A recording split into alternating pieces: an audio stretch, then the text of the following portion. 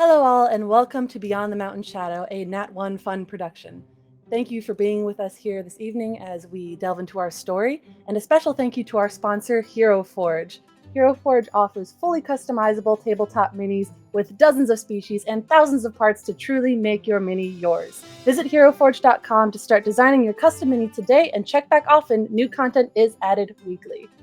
We are going to go around quickly, introduce our cast and who they're playing tonight, starting with the wonderful Alicia. Thank you very much, Rosie. Hi, everyone. I'm Alicia Marie. You can find me on socials at Alicia Marie Body. And tonight I am playing the dual-wielding Curse of Vengeance High Elf, older sister of Gallienne, Haven Castiel. Hi everyone, my name is Em. I use Fae and she pronouns. I am the creative director over at Blackwater D&D, and tonight I am playing Saelin Helabaniel, the Red Dawn of Rivendell. Hi everyone, I'm Raven, aka Wreck-It Raven on the internet everywhere. I am playing Narwin, who is a high elf scholar, very standoffish, doesn't like to have chit-chat. We'll see how this goes. And last but not least, Utahime. Hello everyone, I'm Utahime. You can find me on socials at Utahime Cosplay, and I will be playing Galen Cassiel, she, her pronouns, who is a high elf champion, younger sister of Haven, who happens to have been trained in smithing and weaponsmithing by a master artificer of Aregian. We have quite the group here, and I am your lore master, Rosie. Everywhere on socials as Sweet Rosie B, and I am so excited to bring this story to you all this evening, so let's dive right in.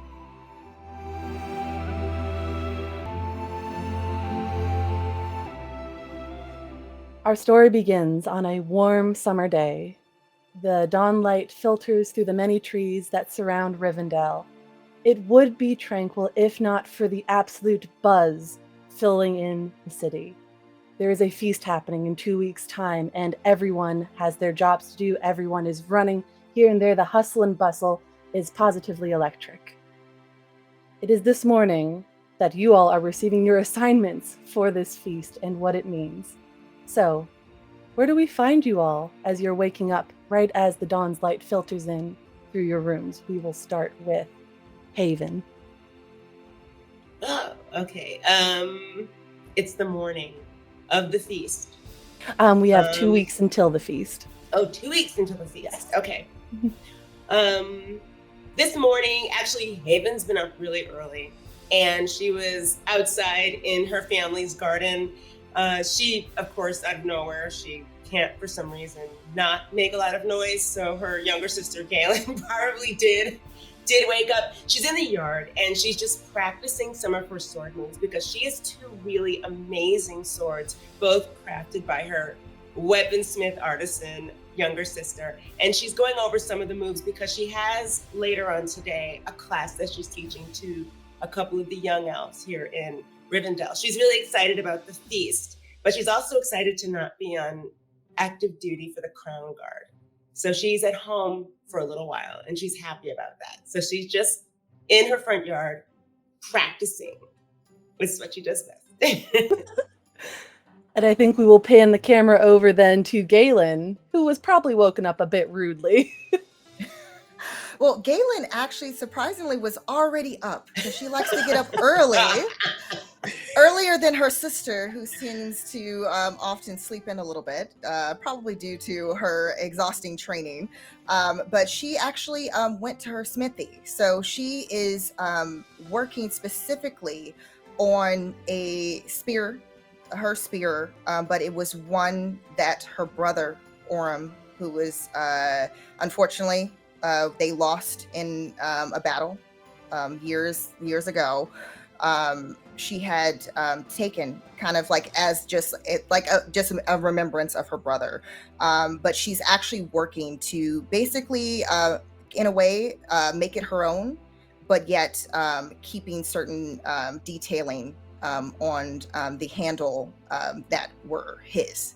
But she's basically taking her time to really, with the actual spearhead, to kind of basically just she's with her hammer, she's kind of working it to make it sharper, making sure that the blade just glimmers just right. It's the perfect balance for her versus her brother, who is definitely much taller and stronger than she was, so that way she can now wield it. So she is taking time and carefully recrafting this spear.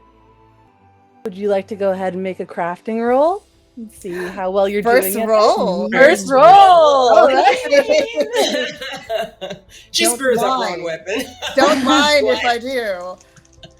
I mean, it would be, it was technically our brother, so I guess if I did mess it up, then it is what it is. Okay, so so it's I rolled a 4 and a 2 because that was one of my proficiencies in crafting. So that is under. It has to be under the target number, correct? Above the target number. Did you roll your d12 as well? Yes. So Okay. it's under. So I did not. I guess I failed. I think maybe it's coming a little bit more difficult than you anticipated. Spears, you're more used to crafting swords. This is. Oh, I did not roll my d6s. Oh, there you go. Yes, please. Roll your d6s. Okay. All right. So that's better. Okay. So that's 7 plus 6, so 13. And that's actually my target number. Meets beats. You're good. All right. So explain how you craft this to perfection. So after resizing the actual the handle itself to kind of be more in proportion with her body, she's keeping all of the runes and the etchings, but at the same time probably taking time to make sure that she's like polishing the actual handle itself, so it's like that nice sheen from instead of the worn down of battle, and then also too she's making sure that she's the dents and the different things that were on the actual spear itself, the spearhead, she's made sure to basically fix those while she's putting it into the heat, taking it to the anvil, and basically smoothing out those edges and sharpening that blade, and kind of taking that time to kind of lift it up in the sun that's rising, seeing that beautiful glint of the metal at the end, and she takes great pride in what she does. So as she's reflecting, this is for you, brother. I'm sure you would have been proud of what I did. And then she sets it down.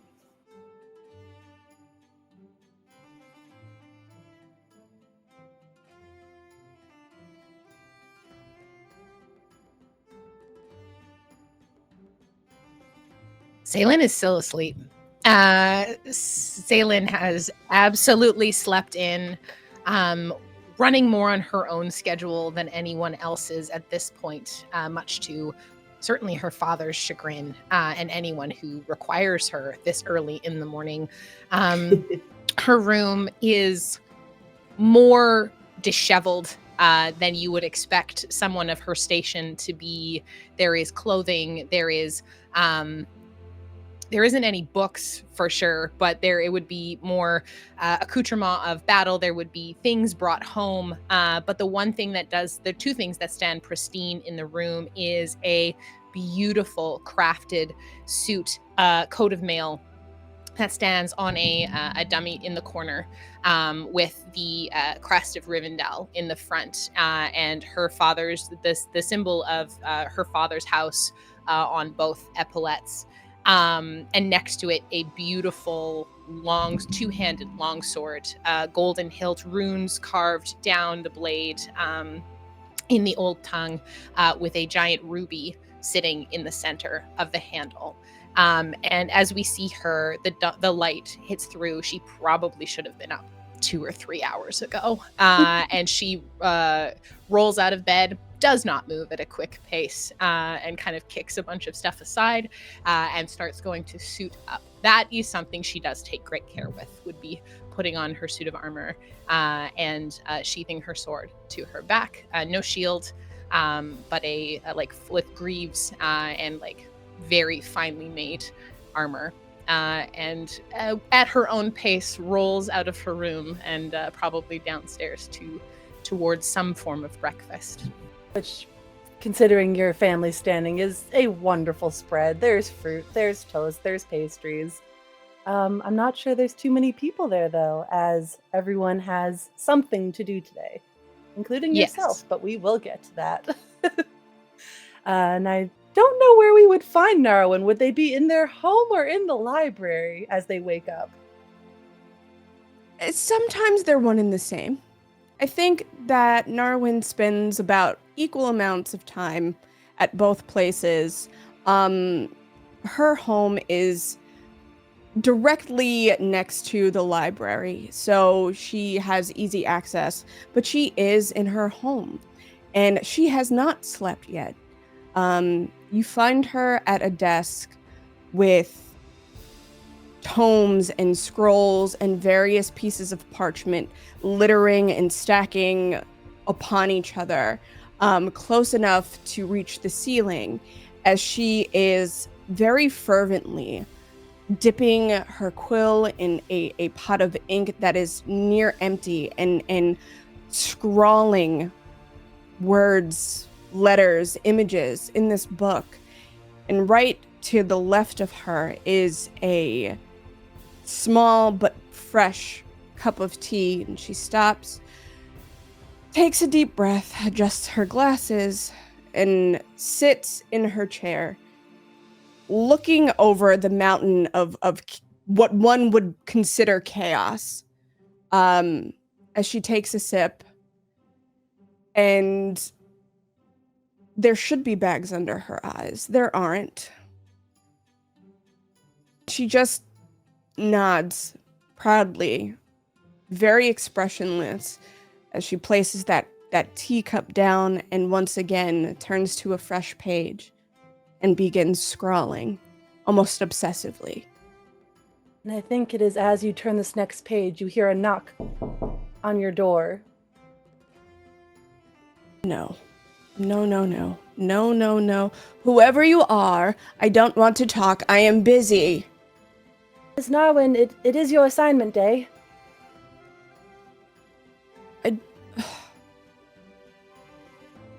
Can it wait? I'm in the middle of a thought. Well, these orders do come from Lord Elrond himself. We really do need your presence. I will be there in a minute. Very well, I'll go gather the others. And you hear footsteps receding. There is grumbling.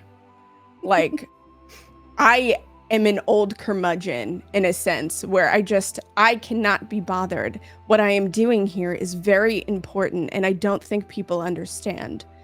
So I finish scrawling out my thought, place the quill in the ink, and I take my tea with me.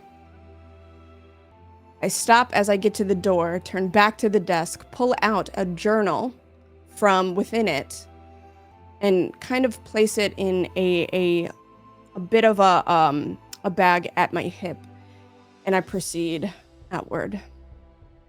Wonderful. Almost in reverse order, since the two noble houses are close together in the nobler section of Rivendell, we will revisit Salin as you hear, while you're enjoying your breakfast, 3 loud knocks on the heavy knockers on your front door. I wait a moment to see if somebody else will go get it and really hope that knock goes away. You wait a moment as you continue to eat, and you hear another loud, Miss Helibaniel. If an eye roll could be audible, it would be in this situation. I think Salin, I pushed myself backwards away from the table with just the and I'm gonna walk over to the door and just kind of fling it open. Yes. And you see before you a courier, well-dressed, high collar, as with most things in Rivendell, very ornate and pretty. Short blonde hair. And he's looking at you. You are taller than this man. Yes. So he has to kind of look up. Because, apologies, Miss Helabaniel, but it is your assignment day. We need you in the courtyard as soon as you're able. Not answering the question, and gesturing to his outfit for a moment. This is a bit much, isn't it? Well, we are coming up on a grand celebration. This was, I did not pick this myself.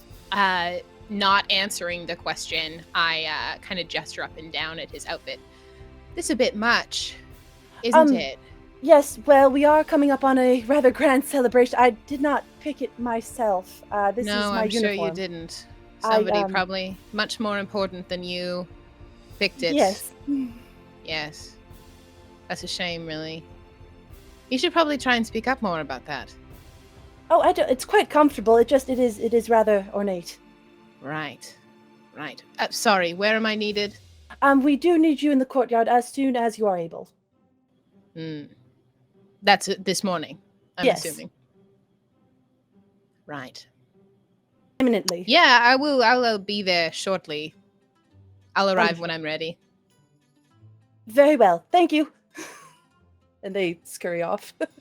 And the door just closes behind me. And I go back to my breakfast and finish it before I go outside.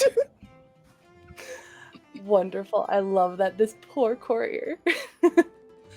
They have to now make their way down to where the Cassiel house is. Are you both outside at the moment? Oh no, one of you is in the smithy.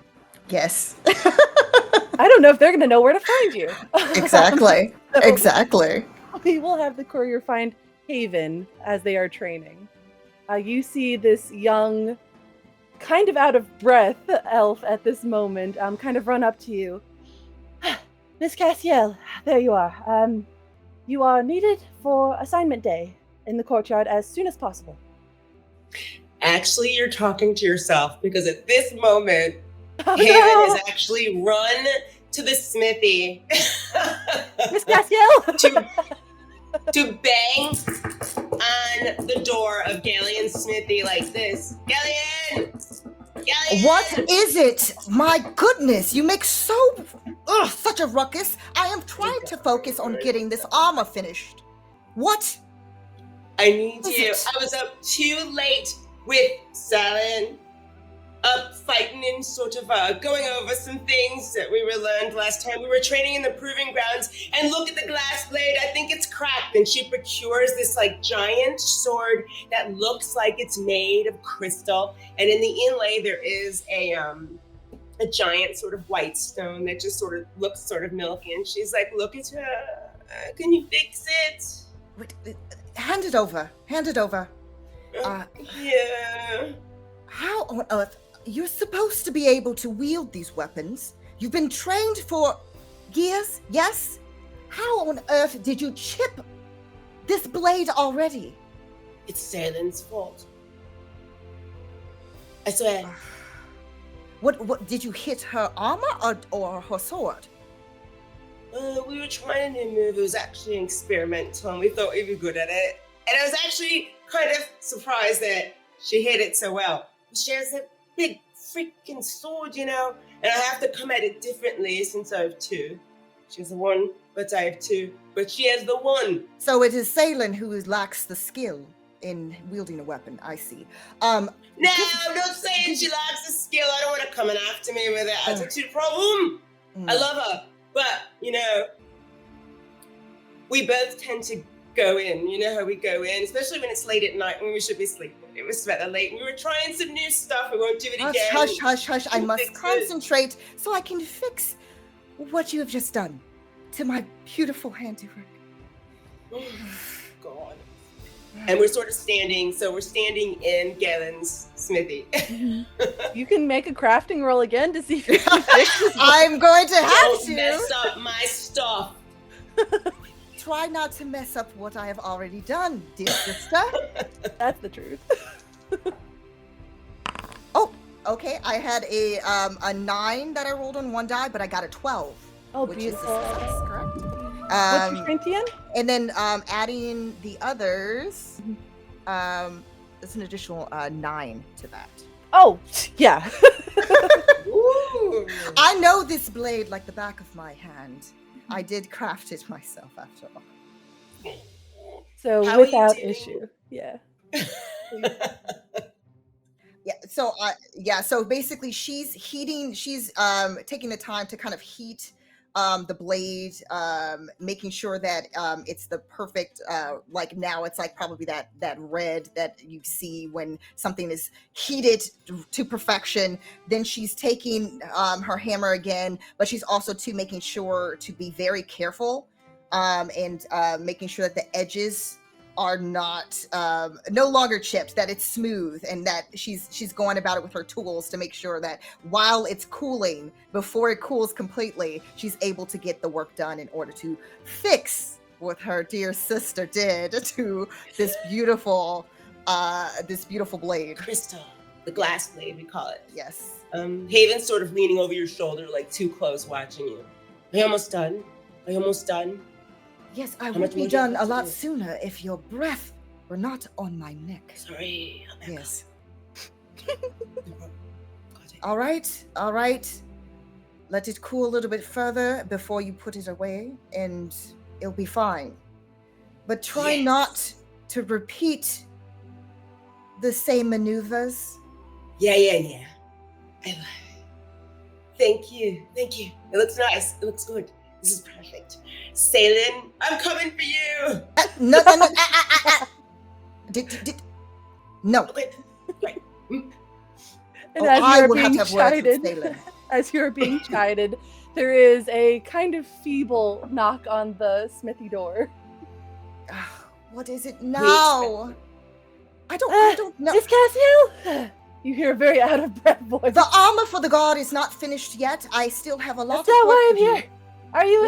Are you both there? Yes. Oh, okay. Wonderful. Can you open the door? It I don't Do you depends not on have you. arms to open it yourself? I mean, it is your property. I don't want to go about opening doors that aren't mine. Since you had me fix your blade, you go. Open the door. Wait a minute. I read an ancient sort of story that demons, when they want to come in your place, they ask to be invited in. Do you think we should invite them in? What story are you referring to? Did you speak with that Narwin at the library? Did she tell you something about some Yes. book on demons? She did. She always talking about demons. She usually doesn't talk at all, but I figured that you asked her about some type of scary stories and she pointed you in that direction. Something with demons. She doesn't talk, but when she does talk, she talks about demons. Every time I go into the library, she never speaks to me, so except for a nod here and a point there if I need to get direction on where to go. Is someone still at the door? Hello, They're are you still are there. you still Can in you there? please open the door, sister? We are in Alright, quite a right. hurry. She hoists her sword. Reaches the door handle. Is there a door handle? What is it? A sliding door? What kind of door is it? It's a handle. It's like it's a heavier. I will say that it is a heavier door. So I think that's probably maybe why the person didn't want to open the door, because it's a heavier door. You definitely require some strength. Okay. Haven opens the door, and whoever's the door finds the blade of the sword pointed right at their nose. Okay, good morning to you two. Okay, you're both in here, good. It is your assignment day. You are expected in the courtyard as soon as, please stop pointing that at me. Wait, how much time do we have? I mean, and then you would see basically just like where there's like just like all types of like just dark suit and like from fire and like just she's dirty and like kind of greasy. So she definitely, because she's not in her normal nice attire, she's actually in her smithing, like leathers and such. So yeah, she looks very much dirty and not put together. So she's panic. You see the fear of like, I have to be around people looking like this. Do you have a moment? My sister's a grease monkey. You are needed imminently. The assignments have already begun, as it were. What should we bring with us? Just our person? Just yourselves. You will have time to. Well, I'm not sure what your assignment is. I am just here to bring you there. I'm not sure what your assignment will require, but I'm sure you will have plenty of time to come back and pack or do whatever it is that you need to do. All right, but I do want to mention that I am not on active duty. I am one of the Dauntless for the Crown Guard, and I am not on active duty. However, if I am being summoned to the courtyard by somebody who is of higher station, I don't mind attending. That is all. You may go. Oh, okay. And he just runs off.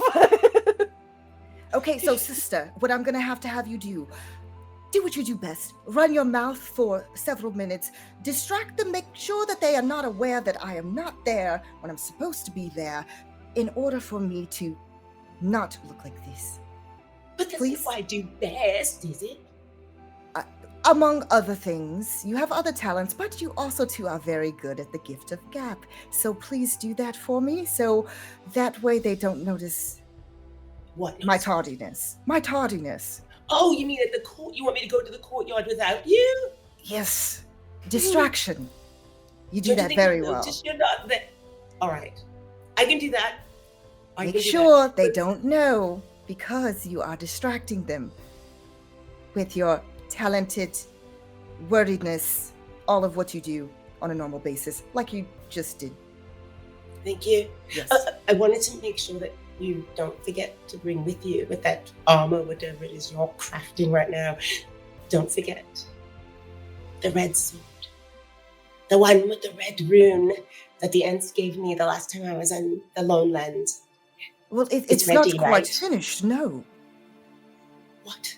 I have to It finish the needs- armor before I finish the blade. The blade takes much more time. For those who are watching, my sister Galen is crafting another sword for me, and it is a red blade. We call it the Blood Soul Blade. It is sharp and it is red, and it's adorned with a rune that I got the last time I was off in the Lone Lands with the Crown Guard. All right then, but before we do any assignment, I need that blade, and with a flourish. Yes, you know that I always finish my work. But because I take pride in everything I do, it will be finished when I say it's finished. Not a moment sooner, Damn. not a moment less. Okay, I'm going to go find Salin and show her my blade. Oh wait, is the person waiting at the front door still? No, they've run off. They're gone. Okay, she's gonna take Shoo, off shoo, shoo, with her blade. I have to go. I find have to go Salin. back. I have to go back to our house. So Galen's like picking up her things, and she's basically trying to rush to like leave, and while kind of pushing her sister out the door to like close it and lock it. Amazing. So at least 3 of you are heading towards the courtyard. I would assume. I'm not sure what Salen's doing. I think it's an eventually, like, she finishes her breakfast and then it's like, make sure armor looks very polished and put together, that despite how she may feel inside or how she talks to people, that must look good, because there are eyes on her that way about how she needs to present herself. So sword on her back, gives herself one long look over in a looking glass and just a short curt nod, and then it's out the door. Breakfast is left on the table, absolutely does not tidy it up, and then walks towards the courtyard. Goodness. And Narwin, are you hurrying to the courtyard, having been told this is an imminent need for your presence, or are you kind of leisurely making your way through Rivendell? Well, I wouldn't say that it's leisurely. This is not leisure. But I am moving. Slowly sipping my tea as it cools. Oh, I love that. As you all find your way to the courtyard in the middle of Rivendell, it is a grand open plaza with a fountain in the middle.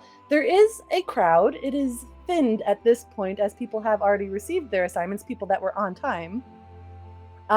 You do see one very tall, haughty elf, long, pale white hair, who is reading off of a list. And I think it is this moment you, Haven, catch your family's name as both you and your sister are called forward, along with Salen, Helidaniel, and Narwin.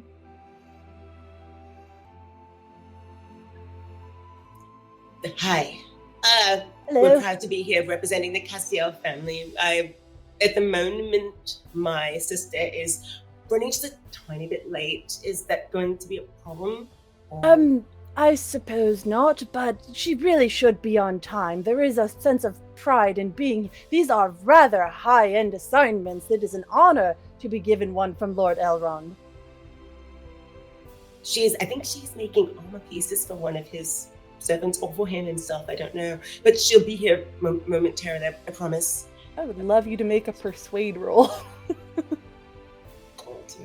Okay, so 1d12 and how many d6s? I don't think y'all get any d6s on persuade, actually. Oh no. Oh yeah, no. Oh boy. Okay, let's see. And I You have can to spend beat... a point of hope if you want to add a d6. Okay. And I have to beat my wits? Or You have to beat your wits, TN. What'd you get? Oh no, 1 below. Oh no! What did you get on your feet die, though? On my feet die, I got a 7. Oh, okay. You always want to roll your feet die because you can get a 12 and automatically succeed regardless. Okay. So you sort of hem and haw and say, she's maybe making armor for Elrond himself. And you go, I don't think he'd put in an order. She really should be here. Do you know when she will be here? We do have many assignments still to get through. I'm here. And then you see that she's now running. All you see is like these long dreadlocks, like this light brown, golden, like toned hair flowing back behind her. She's running. She's hiking up her dress. It's this really beautiful, elegant, like sea blue fitted gown with long bell sleeves. It's flowing behind her with the speed that she's moving, but it still looks very elegant the way that she's like running. And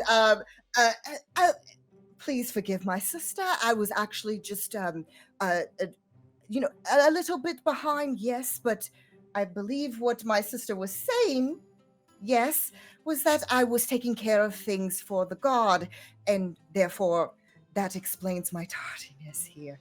But it is an honor. And then she's going to like curtsy, kind of like a low bow, to try to make up for the fact that she's obviously late. And she also, when she bows, she's gonna basically pull a piece of bread because she didn't eat anything, and she's gonna like stick it in her mouth and then rise up and straighten herself up and slightly kind of try to hide the fact that she's chewing. Excellent. This man has too much to do today. I don't think he's paying any mind to your chewing. Good. And he's quite old. Okay, yes, we have Haven and Galen, the 2 Castiels. Narwin, are you here? I am. Excellent. And you just see her very curmudgeonly holding this now empty cup and like offers it to him because she's done with it. Thank you. And he'll take it and just kind of like set it on the table next to him. And let's see, that's 1, 2, 3. Salen Helibaniel, are you here? You just hear 2 clinks of a sword on the ground. And then Salen kind of steps forward and goes, yes, I've been here the whole time. Excellent. All right. You 4 have been tasked, and he like unrolls a sheet of parchment. No. I work alone. Well, according to this today, you do not, my dear. A shame, really.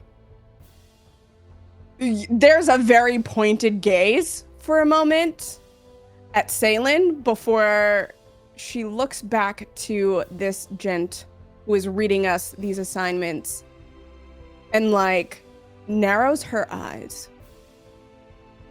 If you have an issue with it, you can take it up with Lord Elrond himself, but he is quite busy today. I plan to. Very well. As I was saying, your assignment today, You four have been personally selected and tasked with going to Karok and retrieving the finest honey from the Bjornings. I'm needed for honey. I'm sorry, You dragged what? us all the way from the smithy to get honey. That is what it I don't says. mean to question Elrond. No, I I do mean to question. Like you see Salen just gesture to her armor. I do not fetch honey. It says right here, and he does like show the assignment and your names.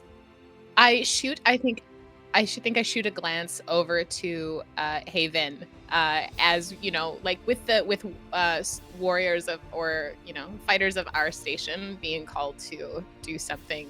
So what would seem so menial, just an eyebrow raised between the two of us. And they look like this. And I think it's. And I look back at the gentleman reading the. Surely my father would have something to say about where my skills are better placed. Again, if you do not care for this assignment, you can take it up with Lord Elrond. He did select these personally. I am a lore keeper, Pardon? not a beekeeper. I don't think you're expected to be a beekeeper. I think you are expected to travel and fetch honey. I figured it out. Perhaps it is a person named Honey. Sister, That's even worse. I don't believe that is the situation here. What do you Well, think the situation is one of us better suited to go Honey, get just honey, for and the rest of us are protection? Is that what seems to, I cannot imagine why Haven and I would be asked to do this for But simple- I am, even though I'm also too working on weaponry and armor for the guard. I don't explain what you do with your time. I only know what I do with my time.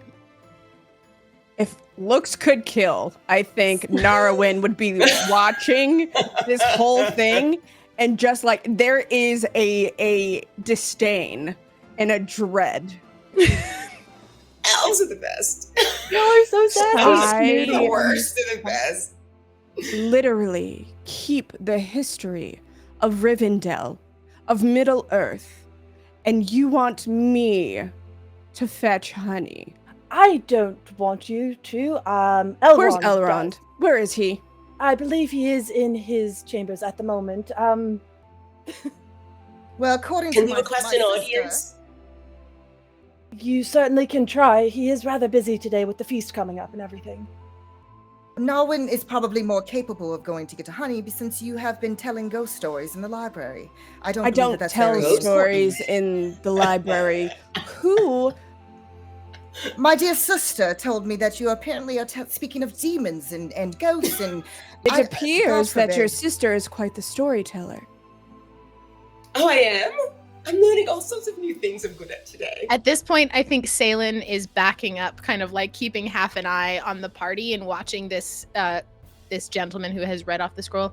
What I have found is that if you want to change things, it's generally better to start moving in the direction towards change.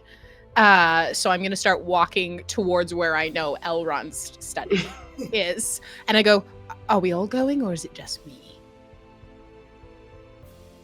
Oh, I'm definitely going. Haven Going. hoists her sword. Looks You at are Galen. going to confront Elrond, sister. Oh no, not a confrontation. Not I don't. confront, requesting an audience. To ask more about this honey. Maybe there's something special about it after all. Maybe it's not just something for his toast points. You say this like Elrond is scary. I think at that point, Narwin kind of like hikes up her dress a little bit and like starts stomping the yard towards Elrond.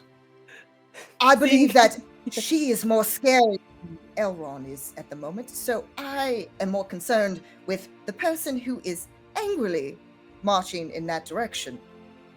Well, then perhaps we should go protect Elrond then. And I start taking off behind Narwin. Yeah, we definitely head off. And it is not far to Elrond's abode. It is the last homely house. It is the largest building in all of Rivendell, and it is not far from this courtyard. In fact, it sits on this courtyard.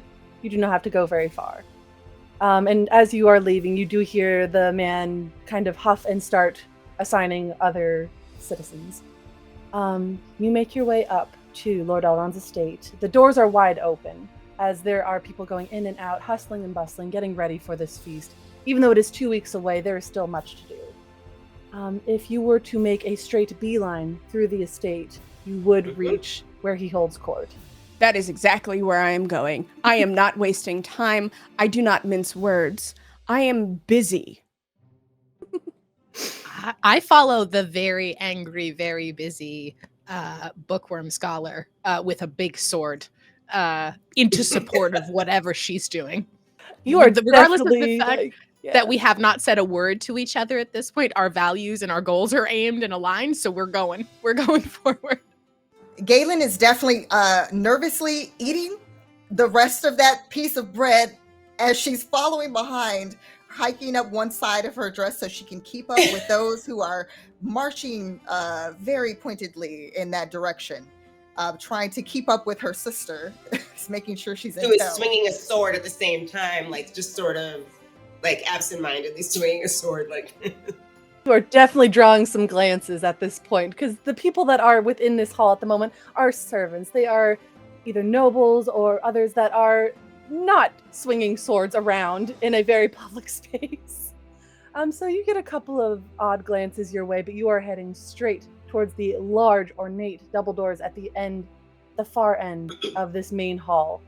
As you approach, Narwen leading the way. I'm not even knocking. I am opening the door. Okay. You go to open the door, and a spear enters your vision as guards that are posted at the door block your way.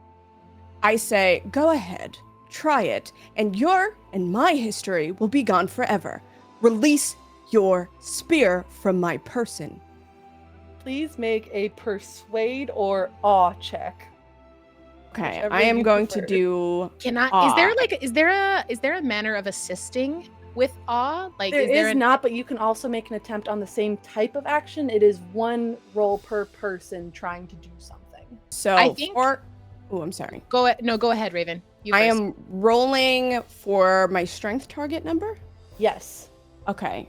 So I am rolling 1d12 and Mhm. 2d6s because I have 2 points in awe. Yes, you do.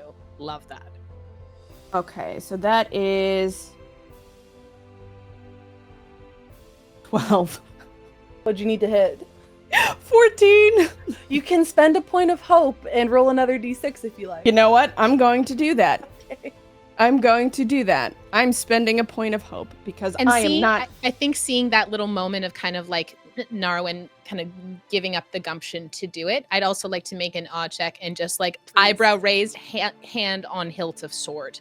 You are Just like, saying- are you really gonna say that to her? With that extra d6, I have 17 now. So I Beautiful. surpass. You have intimidated a guard. Good. So we're gonna roll 1d12, which is a 7. I also have 2 in awe, so I'm gonna roll 2d6. That is a 19, needing to beat a 12. Jeez. Between the two of you, there is palpable ferocity and frustration coming off of you, emanating from your very beings. And the guards just kind of whoop, release their spears, and they even open the door for you. Thank you. Right this way, ma'am. I will say that that Galen, when they're entering, Galen turns to the guard. My apologies for her rudeness. I'll sharpen your blade later because it's pretty dull. And then she's gonna keep going inside. Thank you, miss. You enter this room where Elrond holds court. It is opened at the back wall with these wonderful arches looking out onto gardens and trees and just a beautiful array of nature. Elrond himself is sitting in a high-backed chair, surrounded by other high-backed chairs, where he seems to be in council with other officials and nobles. Is my dad there? Let's see, is your dad there? Evens or odds? Oh, evens. Your dad is there. Sick one. Great. And I think he makes eye contact with you and kind of has a like, what are you doing here sort of glance at you. I put an eyes over to Narawen and I go, Okay. And Narwin, very like single-minded, hyper-focused on this one directive right now, marches up. Lord Elrond, we need to talk. Yes, how can I help you? Honey, Yes. why? And he dismisses the officials that are sitting around him with sort of a wave. He does motion for your dad to stay, since this is now a family affair. absolutely. The officials leave, the doors are closed, and it is now your own private audience with Lord Elrond. Yes, honey. That is what you had been assigned. It was so as to not worry the other assignees, and I had hoped you would leave without much fuss and understand the assignment once you got there. But we have had ill tidings from Carrock, from what they have observed out of Mirkwood. We wanted you all to go and investigate these ill tidings, as the blight should not have reached this far north, and we have concerns. We figured that you four would be best suited with your knowledge and your weapons prowess. Then maybe you should lead with that, or state that the assignment needs to be discussed further. But honey is not something I will waste my time on. That is understandable, and I do apologize for having it be less than straightforward. We just didn't want to incite a panic in the midst of the preparations. Fine. I turn, not even looking at anybody, and I just leave. She's having a good day. I am moving like It's a so. good day. Basically, what I'm doing, because I'm very lone wolf, is I'm just going back to my with no regard for anybody, going back to my room, and I'm starting to pack like different tomes and texts and blank journals and stuff, so I can. It is my pack for recording when I'm out in the field. Did you all have any other questions? Haven's gonna just sort of look up because she was watching her sister eat the Danish and was wondering why she wasn't given a piece of it. But she's gonna say, I actually don't have any questions, but I'm glad that you did clarify, because we sort of thought we were going to like the market or the grocery store. We can get perfectly good honey there. Well, But to now be that I fair, know the that Bjornings it's- do have the finest honey. If you could grab some, that would be appreciated, but it is not the entirety of the mission as it stands. We will do that as well. No problem. So should we make haste and be on our way? And she's going to give a look to Galen. Well, Considering... I would like to, Yes, go. I would like further information about this blight and any other details. It seems very. I don't know. It's very mysterious, all of it, and the fact that you originally said honey and now it's not honey. I'd just any details to assist us on whatever mission you would have us Of go course, on. of course. As you might or might not know, we had pushed back the forces at Dol Guldur quite some years ago at this point. That is in the south of Mirkwood.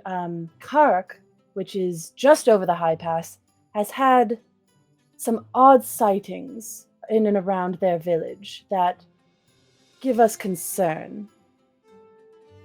We want you simply to go investigate and report back. Hopefully there is nothing at all the matter, but we want to be sure with the feast so close at hand and so many people of high import coming to our city. The as he says this, the last time I would have been out on tour with the army, or with any sort of patrols or whatever missions I was sent out on, was there any like ill omens or any bad tidings or any difficulties that had been noticed in that region before, or is this new? This is new to you. Okay. There had been stores, but they had always been in the south, Right. hundreds of miles away. Okay. So nothing this far north and nothing of this Never this far. magnitude. Right. Okay. Did they say what it was? Or did they just say it was bad? It seems to be affecting their... I don't quite know how to put it. Their Nermir, the ones that tend to their bees. So you are sending us to look at the honey, then? In a manner speaking, yes, since that is where their concern lies. That has been the first instance, the first physical instance, something more than stories.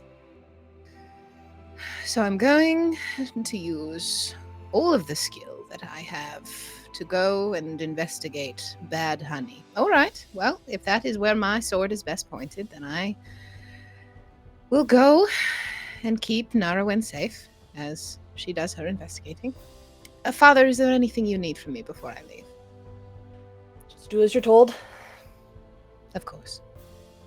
Good tidings to you and to you, Lord Elrond. And he bows his head. Thank you for your time. And she bows. I do almost just kind of it's a bow of not so, like, not necessarily not respect, but it's just more of a like. And then It is smaller than it ought to be. absolutely Wow. smaller than it ought to be, and I just kind of like I just turn tail and take off after Narwin. Mhm. All right. Well- You to pack? Yes. I think you've answered all the questions that I've had. The fact that it's dangerous, so I too will take my leave and will make haste north as soon as possible. Wonderful. The high pass should not be difficult this time of year. It is summer. The snow should be slight. Hopefully the journey is not too perilous for the four of you. Could I ask one question though? Of course. Could you give us maybe one piece of advice as we begin this journey? Oh. Anything that we could know, anything we could possibly prepare for? I wouldn't go into this assignment head first. Perhaps talk with the Bjornings before diving into what might be happening. They might have a little more intel than we do at this moment. Very well. All right then. Lord Elrond, Salin's father, nice to see you again. And she's going to... Thank you again for your time, and I apologize for the abruptness and rudeness of some members of our party. Which is quite all right. Thank you. The energy of Galen apologizing for Lord Helaben's daughter is iconic. It's amazing. Shoot. Oh, wow. And he kind of like waves you off as he waves in the people that he was talking to before being interrupted. And life continues. You all are free to pack. You do know that getting to Karok takes about 3 days, which does lead you over the high pass through the Misty Mountains. So pack accordingly. I take very little. I think there's some, would be a very small kit. What else do I need but my sword and myself and my skill? So it's very much a like, I have what I need right here. I take any, life accoutrement that I might need. And then I think I would actually go and maybe for the first time in maybe 50 years, go down towards the library where Narwin is. And I would kind of try to see if I could figure out where she went.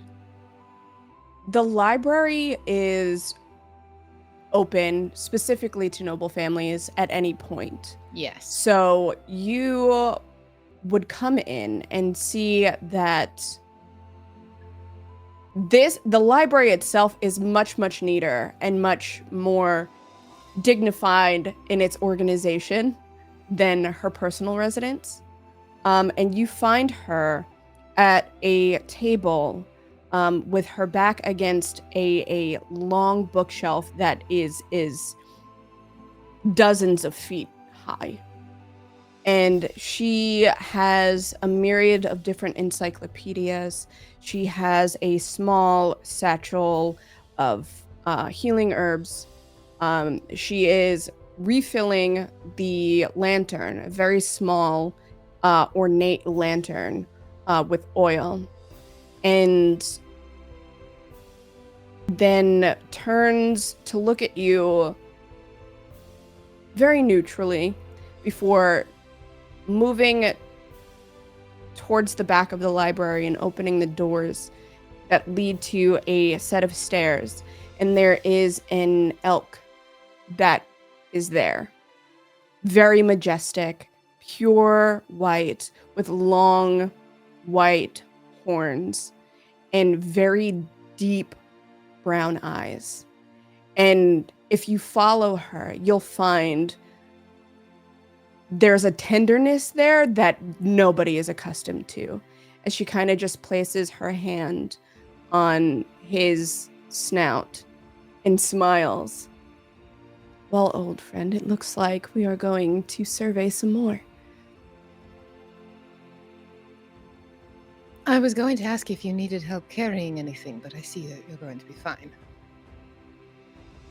There's panic on her face for a second as she kind of just turns around to look at you very sharply.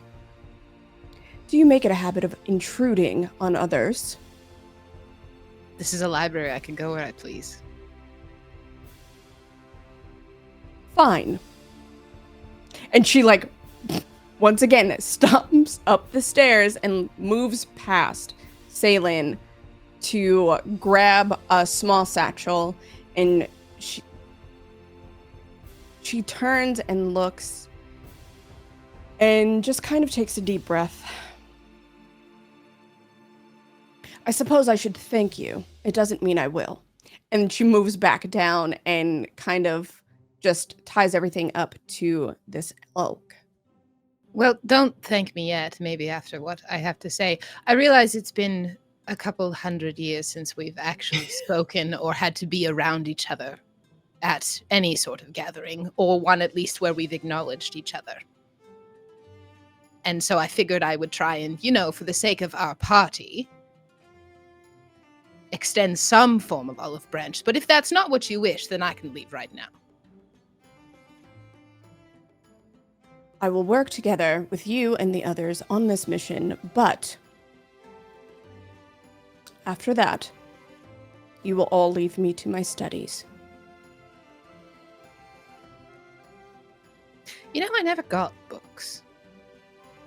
But I'm sure you know that. Would you believe that I'm not surprised? Not in the slightest. Delightful. They're Books beautiful. are the only thing that makes sense. They are chronicles of who we are, where we came from. They are us. Everything. And it is my sworn honor and duty to make sure that our history is never forgotten. Now, it is no sword, but the word is just as powerful. Words are the things that lead to wars. And with that, she kind of just she almost straightens herself up a little bit more. And nods before looking back to you. A similar nod of probably the first respect you've seen Celine show anybody today. A small nod is, well, with the way that you wield them, I am not surprised that you could start wars. So, I will leave you to your space, and I'm glad that whatever discord that there has been between us in the past stays there. And I wanted you to know that as it is my duty to protect noble families of Rivendell, you will be under my protection. I know you don't need it, but it will be there regardless. Well, Celine, I do feel a bit better knowing that I have a strong sword at my side. So thank you. Not that you'd ever need me for anything. So I'll leave. That is also correct. And like they move apart, Narwin just kind of continues to like pack, and there's a small ice box almost right next to the pen in which her elk is, hanging out at. And she grabs a couple of different vegetables and like just starts feeding him and like getting him ready for the journey. I think it's with that tender moment we will pan over to our two sisters and see how they are preparing for this journey. Okay.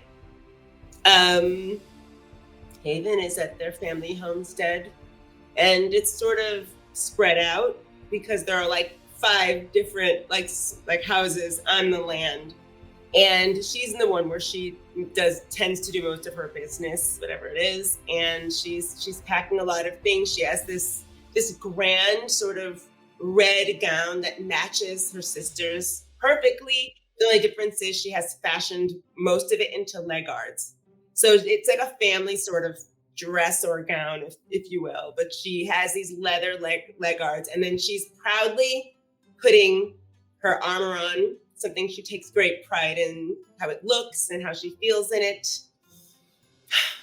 And she looks in the mirror and pulls herself together. And she has she has about 5 or 6 different like leather belts on because she likes belts and the way they look. So after she's done getting dressed and she has the glass blade, she hoists it up and puts it in the sheath that's on her back. She's like an X sheath.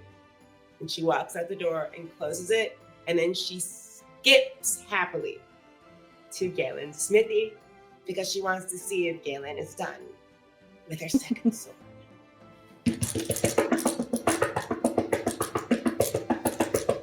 Yes. It's me. I know that it's you. Why must you do that every time? I just want to make sure you can hear me.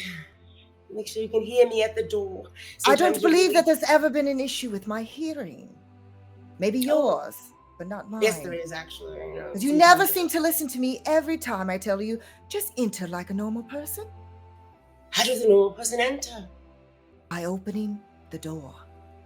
The door is heavy, Galen. I do that for a reason, to keep other people out, not you. Maybe you're like one of the only few people that I allow in my space. Maybe I need a key. Maybe I need my own key to your smithy. Don't you think, at this point in our relationship, I deserve a key to your smithy? I did give you one. You lost it. So I shall make another. Okay. I allow you to make another key for me. It will be my pleasure to make you yet another key for you to misplace, sister. Anyway, yes, I have everything set aside here, and I'm sure Estel, and she reaches out to her beautiful elven bow that is golden, and it's just glimmering, and it has the different etchings and runes on it. Also, too, with the words in their language, Estel, on the handle area, and she's kind of gathering like rope and her arrows that she's putting into her quiver that has the Rivendell crest etched onto it, and it's beautifully woven as well. And she's heading over to where her work area is, where her sister's blade is basically kind of laying on a table nearby. Basically, there's a covering over it of fabric to protect the glass blade, but she uncovers that. My God, it's beautiful. Well, it's gorgeous. It is some of my best work. I will let you know that I wanted more time, specifically for this gym. I did all the research in it. We looked at books. But there was no information, or not enough. I still have no idea if placing this gym will be an asset or actually a detriment. But when we put the moonstone in my crystal glass plate, look how wonderful it became. I mean, But we knew the origins of the moonstone. We do not Yes. know. Again, it was the Ent that gave this to you? Yes. So here's what happened. I was wandering through the forest when I was last on active duty. Of course, I like to wander off sometimes when I'm on duty. I shouldn't do that. but I No, you wandered should into not. this- But it's so interesting. I know it's my fault. But I wandered into this clearing and I thought it was a bunch of tall, old trees just there. But I realized that they were talking to each other, and it might have taken them 3 years to get a sentence out. I don't know. But one of them, 19 months later, put a finger up to his lips and handed me this red stone. And then 4 years later was able to tell me to get out of the clearing. I don't look a gift horse in the mouth. So of course I ran back to my regiment. I brought it back to you. And you do what you do best. So lay the stone in the sword. Well, it is We will there. deal with whatever happens afterwards. It's there, and this is some of the finest work, as I said, that I've ever done. It's glimmering. Now, when you said you were reading, I don't know if you went to the library and bumped into Raven and she bit your head off. However, did you find anything that resembled that red runestone? Maybe it's just like a costume jewelry sort of trinket souvenir, lone souvenir shop sort of thing. No, if Nothing? you're referring to Narwin and her pointing in the direction of the books that I needed, that was pretty much the only interaction that we had. But even with said book in hand, again, there was not much information to go off of. All I can say is, wield it with caution, dear sister. I will. And she snatches it off the whetstone. And this stone it is bright. It's Careful. It's as red as a ruby, but inside of it, it's like sort of this, I don't know how to describe it, just sort of as if there was a gel-like liquid in it moving. But it's so gorgeous, and you even made the blade red as well. It'll make a lovely companion to the glass blade. We will call her the Blood Sword Blade. Yes, I believe even Celebrimbor himself would be jealous if he were around, of course. I must find Salin immediately. But I promise, I will wield this one with caution, especially because I've never used it before. Yes, and just please, when you're doing your sparring, try not to be as reckless as before, or tell Salin to do more training in order to not wield it like a barbarian. Oh, but do I love wielding like a barbarian. You know what? I will save this sword for our journey. For now, I will just go and show it to Selin and perhaps get a few more hits in with the glass blade because I do believe I deserve it. All right. Well, I'm before going we back leave to up- get some snacks from our house Oh. for the road. Oh, you pack some snacks in your big giant purse. I'll come by and see you after I go see Selin. And don't forget that key, she yells as she walks. out of the smithy. Yes. Try Sure. not to break the blade, please. Haven, as you are walking out, I would love for you, as you are holding this brand new sword, to make an awareness check, please. No. Okay. Too wrapped up in the blade. Make it a favored check because this is a rune that is yours. You have spent a lot of Yes. time thinking on this. So I can take the highest of the two, correct? Yes, please. On the feet die, yes. Yes. Okay, there's a 9 and 11. So Total? I'm taking the 9, right? Oh, yeah. Yes, because Well- 11 is 0. Yeah. Okay, and then So the 9 plus 2, 2 success dice, right? Yes, Oh, 1, 2. on yours, I believe. Yeah, just 2. I have 2 pips. Mhm. 9 plus 9, I beat it. 18, 14. Excellent. I'm going to say, as you were so excited when you grabbed the blade, that as you're walking out, it has now hit you that as you're holding it, there is almost a constant static that is almost vibrating up and through your arm. It's not painful, it's not harsh, but there's something almost alive about this blade. What? You can almost feel it breathing. Due to this, she must have done something different to it. I'll have to ask her when I see her again. She's always trying new things she learns at the library when she's able to actually get in the front door. Oh well. And she sort of just cocks her head interestingly and puts it back in the crossblade behind her back and keeps walking towards Salem's, wherever she lives. Excellent. And where would we find you all as you're heading towards where you think Salen might be? Where are Salen and Narwin at this point? Salen's leaving the library and probably would quickly swoop past her house and to grab a last couple things. And would we be making this journey on foot or would we be riding? You would be making it on foot, but you do have an elk at your disposal, apparently. This is true. Not that any of us are going to try and ride Narwin's elk No. at all. So packing for foot travel, I think I would pack pretty lightly, as I said, whatever I would need. And I think as I would kind of walk through my house, there would be a picture of my mother over the mantle, and I would just kind of put a hand on the mantelpiece in a moment where I know nobody else could see, that nobody else, not even my father, would see this moment as he's out with Elrond. And I would take, there would always be fresh flowers on the mantelpiece, and I would take one flower and I would tuck it inside my armor. And then completely make sure it's covered, that nobody could see any form of vulnerability or anything like that. And I would probably walk out of my house, which is probably where Haven would find me as I would be coming out.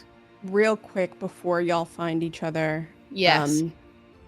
Narwin, having prepared everything that she needs for the journey, would sit at a desk in the library and pen a note. And it would say, "Mother, Father, it is this date. If you do not hear from me in 3 months' time, send someone for my position. Love always, Narwin." And she would fold it, go back downstairs, hop on, I've named him Baelior. Hop on his back and ride towards the courtyard, finding a courier of sorts to be able to send this off to Valinor. Oh, rest, Miss Redway. I can take that for you. Thank you. Right. So Goodbye. And she rides. She rides into the courtyard. You're just on your elk in the courtyard waiting for all of your companions. Yes, absolutely. Okay. She's early. She's the first one there. I'm sure. Yeah. And I think as the courier's probably walking away, probably Haven is approaching from one direction and Salen is approaching from the other. And there's just kind of like this look of like, oh, you have a new toy. Like a new, like, eyes up across the courtyard. Yeah, you read it in her face. And she walks over. She's like, "Salen, last night's proving grounds was interesting, wasn't it? I was quite surprised at some of the moves you did." I mean, it's been a long time since you've been on active tour, so.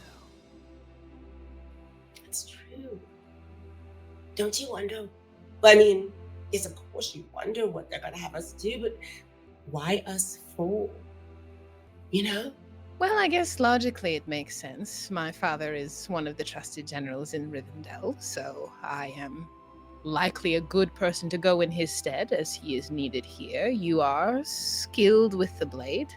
Your sister is amenable and wonderful at her skill of crafting weapons, and can be very useful if we come across anything that, a sword can't fix. And Narrowen would know more about the country or the history than any one of us. I have spent very little time in books because that doesn't get me anywhere with this, as she gestures to her blade as well. And also, don't forget with Narrowen, if the books don't work, our shop tongue will fix it. Yes, I believe she and I just had a conversation about that this morning, and I am curious to see which direction she decides to wield it in as we go on our journey, because for the next 3 days it is just going to be us. So, well, at least I know that there's two of us in good fighting style, and I'm always happy to share the battleground with you. I'm ready for it. Because you're right, you said it's been a while. I joined joined the Crown Guard, as you know this, because of my brother, Orem. And Yes. I have reasons that, unspoken reasons that make me want to sort of live in his honor. Maybe one day find out exactly what happened to him and why. But if it means going on, I guess, excursions like this, then so be it. We might have fun, the four of us, doing what we do best. And we'll force Norwin to have fun as well, without the books sometimes, As Haven talks about following in the footsteps of her brother, Salen casts a glance back towards Elrond's house where she had seen her father. I don't believe I have to tell you that I know very well about what it's like to walk in someone's shadow. So I understand. Your brother was a very fearsome warrior. I feel for that loss for you. I miss him every day. And I know that, my family is the same. They've come, out of it because we are fighters and that's what we do. But his absence is noticed and felt every moment, every day. And I don't think I can live on this Middle Earth without finding out what really happened to Orin. Well, best to point your sword in that direction and run. Yes. Speaking of swords, I want to show you something that Galen made.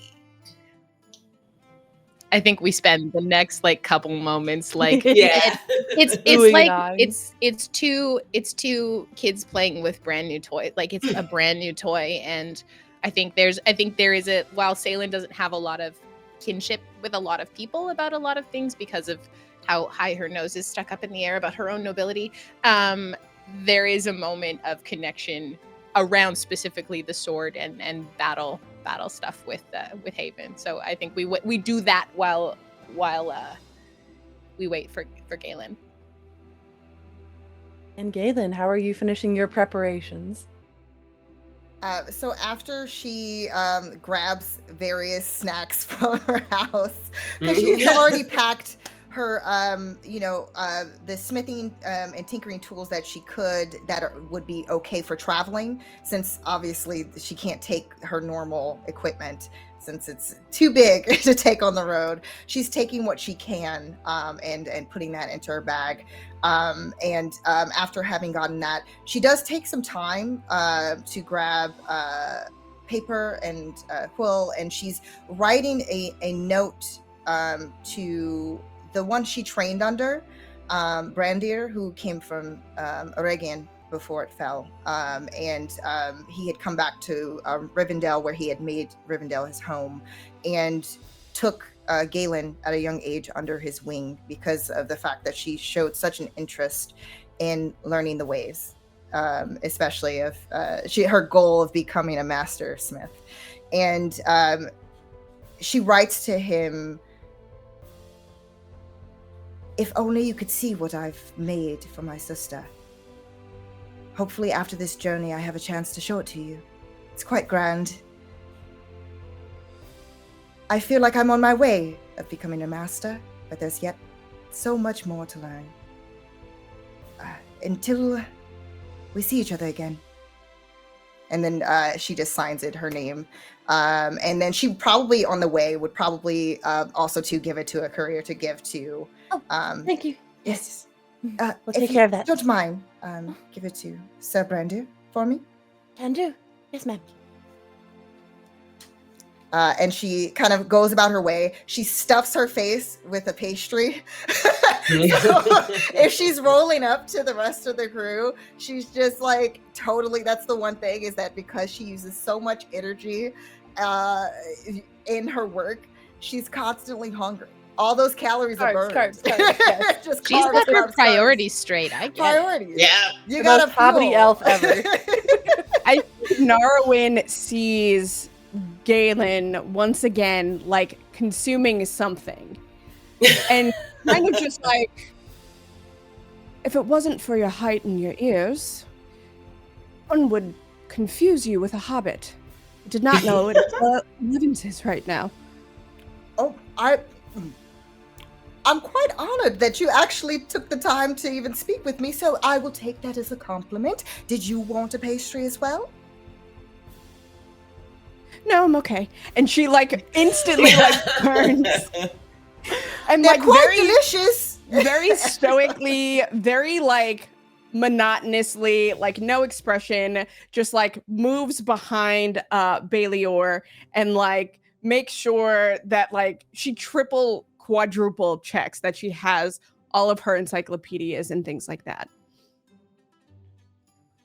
Oh, what a magnificent beast. Does it have a name? Narwin kind of like peeks over like his side and looks at Galen, and very straight faced, like no fluctuation in her voice. Baelior. That's his name. What a noble name. Well, hello, Baelior. And then she's going to kind of like try to reach out to touch his nose. But she's like hovering and like kind of looking, but it's almost like a playful, like trying to get a response out of Narwin because of the fact that Narwin is actually talking to her. So she finds it interesting. Baelior has no problem like lifting his nose up into your hand and like kind of lets out a little huff as Narwin just kind of like blinks. Would you like a treat as well, Baelior? No, he would not. He Oh. has eaten, and he is on a strict diet of vegetables, no pastries. Oh, I see. And then she leans close to like as if she's like kind of just putting her face close to the animal. She whispers into Baelior's ear, "Don't worry, I'll give you some later." And then she steps away and kind of does a little nod to Narwin as she goes to try to meet up with her sister. Narwin is giving you a death glare, like not even hiding it. So I think they like all convene. Yeah. You are I think gathered? I think we just start like silently as we all gather together as friends of convenience, or as, you know, companions of convenience. Or necessity, we walk out of Rivendell onto the road. Amazing. And now we begin our journey. So, if anyone would like to be the guide for this part of the journey as you head towards the Misty Mountains, go ahead and make yourself known. Who's leading the way? I would likely be the guide. Yeah, At this point have unrolled maps, and I have like Darwin. as I'm sitting on the back of Baelior, and as I'm doing that, I have rolled out like map upon map upon map of like, you know, there's the map that we see, and then there's like the underground maps, and then there are like shortcuts. So I am sitting there and meticulously planning like our first like course of action, our second, our third, different paths to travel as needed. I am very meticulous in this. And if you try to talk to me, I'm gone. You cannot reach me. I am hyper focusing on mapping this to be as fruitful and efficient as possible. Go ahead, make a travel roll with an extra success die because you did mention you're using maps. Okay, so 2 of the D12s. That would be, yeah, do it favored and also add a success die Okay. because you are prepared. I got a 10 and I got a 12. Yay. And Oh, so then that's an automatic success, but now you can roll to see if you get like a great success. okay.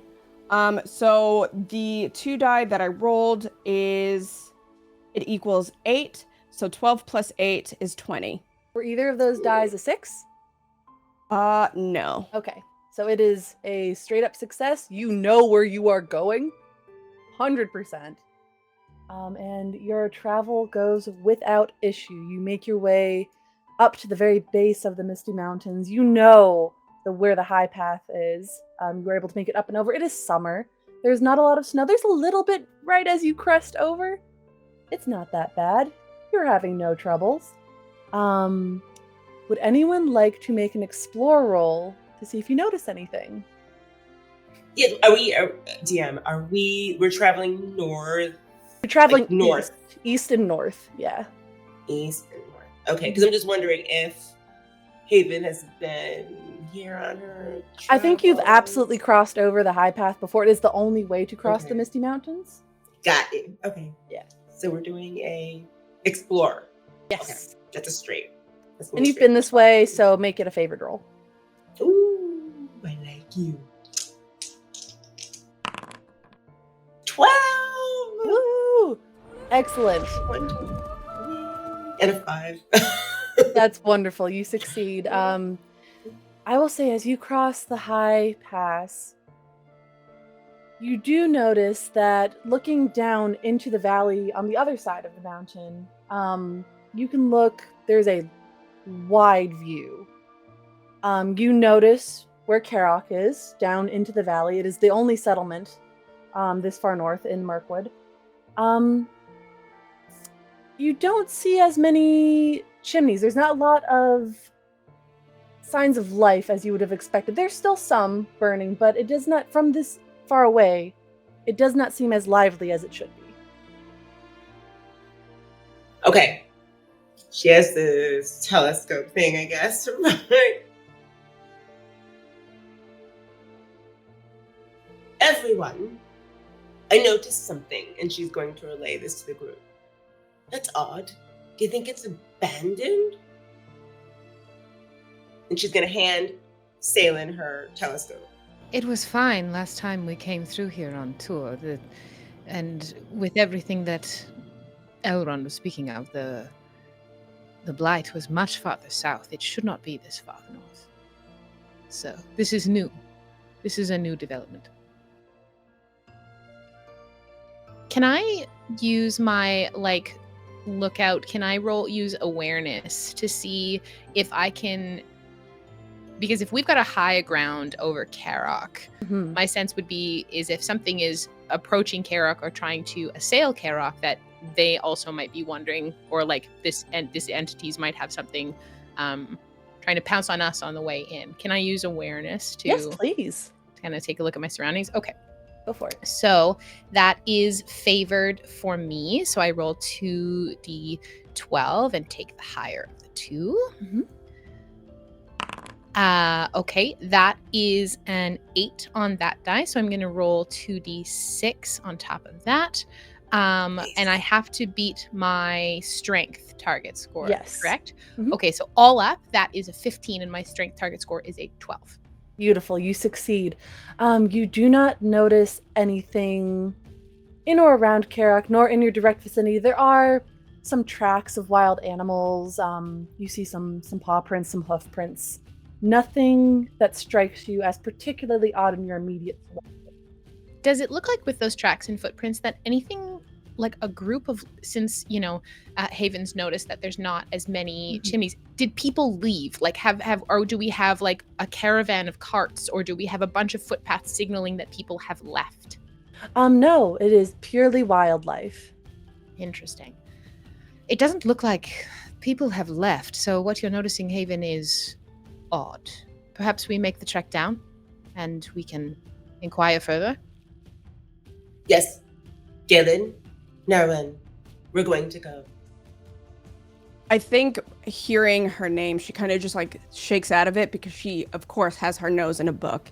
And this particular book is almost like an encyclopedia of events that have happened that her like great grandparents before her have started and has been in her family for generations, and now she is the owner. So she's looking through to see if there's anything seasonal or like cyclic that this has come in waves, or like if there has been something that has happened like this before.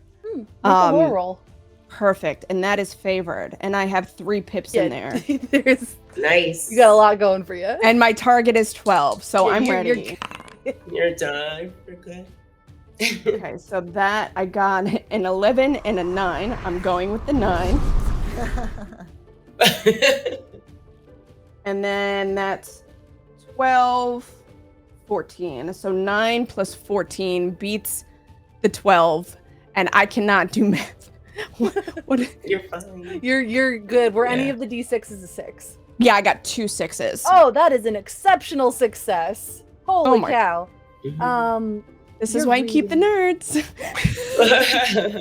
You're reading and reading and reading, and when Haven says, that's odd, there's not as many signs of life, you note that in the early foundation of Dol Guldur, when the first men of that area got, for lack of a better word, infected, the settlements, one by one, were wiped out. They became sickly, they became unresponsive, and then they became corrupted. So this is kind of ringing true with that same pattern, maybe not as heavy of an influence, because the original settlements that were destroyed were wiped out near instantly. There still are signs of life in Karak. There are still chimneys lit. You can even see from this distance a little bit of movement. Okay. But knowing Karak, knowing the Bjornings, they are a lively people. They are a happy, joyous, jovial people. This strikes the group as odd. Narwin closes that book and opens another, and a small vial of ink and a quill, and just starts writing. And as she does, she pauses only briefly to look up at everybody, very deadpan. It seems that they are truly under the influence of Dol Guldur again, and it's likely that is the reason why there is not so much life there. Though it's a slow trickle as opposed to a great washing. She pauses again in the middle of that and continues to write. She closes the book and like puts it back in, and like just doesn't finish her sentence at all. At hearing that, Galen will actually go to inspect the tracks, almost as if this treating this like a hunting situation. Yeah. But specifically trying to make out not only the footprints, like if there's any abnormalities in the footprints, but also to just seeing what type of animals, if she's familiar with any of that. Specifically to that region, because she does read as well. Believe it or not, she has been in the library once or twice, or more than that. So she wants to try to kind of get a feel for what could be in the area. You can make a hunting roll. Yeah, and she's awareness. also gonna take some of the, like, if it's like the soil, to sniff as well. To try to, yes. Yeah, so it's kind of that combination of like a hunter, like what that same kind of tracking sense. Are you Okay. sniffing the sand, sister? Shh. Quiet. I'm concentrating, sister. See, it's not that kind of party, but all right. Okay. So that is actually a 20. Holy cow. Any sixes on those D6s? No. You know what? No, I forgot. It's 2. It's only 2. I was looking at the wrong attribute. So I'm sorry. Not attribute, the wrong skill. Okay. I don't have 3. So I'm going to keep it's 19. Okay, that's still beautiful. I will say, as you are sniffing the dirt and checking tracks, it smells like dirt. It smells earthy. It smells natural. You do pick up on some of the scents of wildlife. It actually almost seems like there has been an influx of wildlife coming over the high pass, which is a little bit odd. Normally they stick to their forests. This almost feels like wherein before you all had been looking for a evacuation of people, this seems like it was almost an evacuation of animals over the high pass. And specific animals? Deer, lots of hoof prints. You might be able to discern the hoof prints between deer and boar. Couple of large wolf prints as well. And those do smell a little bit different. Those smell a little off. At least the dirt does, where they tread. This is interesting, to say the least, and very concerning. The amount of animals that migrated from this area. Seems like they were running away from something. Narwin looks up at you with interest and just wordlessly, is recording everything that you're saying. Well, is it not the case that animals often have a early recognition of when things are turning sour, despite the fact that humanity often tends to try and persist? Animals This know is when true. to get out. That is This correct. is true. That is why But I'm also- very concerned. But also sometimes those animals are carrying humans. Let's not forget, depending on what kind of animal it is. Pack mules and such. Well, there's some wolves, tracks of deer and boar in great numbers. Shall we descend towards Karok and see if we Yes. can take this knowledge and see what applies? But do we enter directly or do we sort of stealthily enter town? Directly. Directly? At this point, we have no true cause for concern, and if they were to see 4 elves of Rivendell approaching, trying to keep themselves hidden, we might cause panic. And as Elrond said, we are here to look at the honey. Oh, that's true. I don't have any pips and stuff either. All right, we go forward. And you make your way down. It does take another day's journey. You have made camp for the night. The weather is wonderful. You run into no issues in that regard. The next day, probably around midday, you are on your approach to Karok. You are on the road. You can begin to see the tops of houses.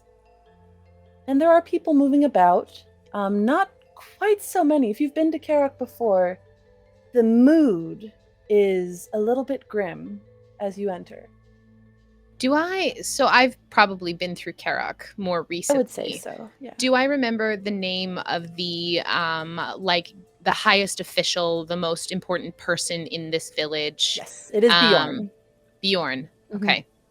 I would go up, and would I know where Bjorn lives, or would Probably I know the biggest house all the way at the end. Makes yeah. sense. I think Salen, just taking a cue, is it?